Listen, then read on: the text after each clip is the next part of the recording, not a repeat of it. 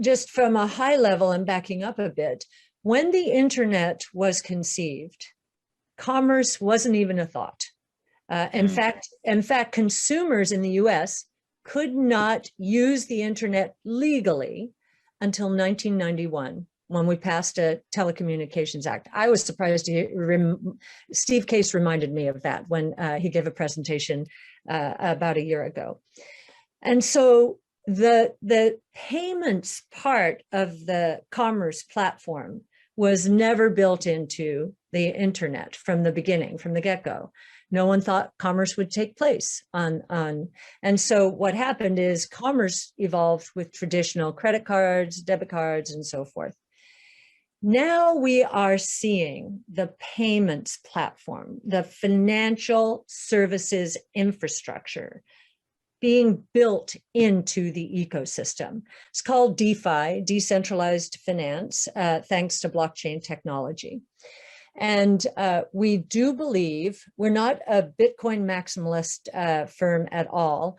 I know that Yassine El-Mandra, who hails from Morocco, he came into the firm fresh from school, the University of Pennsylvania, and seemed a little bit maximalist to me. But we have gotten through that. And now we also have investments in Ether and ETH, which is the grayscale version of it, in certain of our portfolios that will allow it. And Ether, of course, or Ethereum is the platform upon which most of DeFi is taking place, as well as stable coins and NFTs. So we see Bitcoin as the first truly digital global currency, but it is more than that. It is the first global monetary system.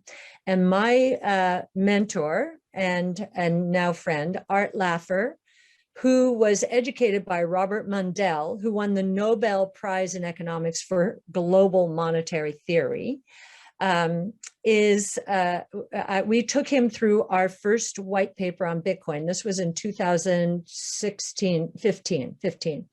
And we were simply saying, could Bitcoin serve the three roles of money: means of exchange, store of value, unit of account? The paper's still on our site. And he tore our paper up. He's an economist. He was not going to put his name to anything that didn't meet his standards in terms of monetary theory. And we ended up, I said, just to give you a sense of how profound this was in 2015, I said, Art, how big could this become? And he said, and at that time, Bitcoin was $6 billion in market cap. Today, it's probably 750 billion. I said, Art, how big could this become? And he said, well, how big is the US monetary base? And at that time, it was 4.5 trillion. And today, it's 8 trillion. So that was his first answer. And that only has to do with its reserve currency role, which it is. It's the reserve currency of the crypto asset ecosystem. But there are other use cases.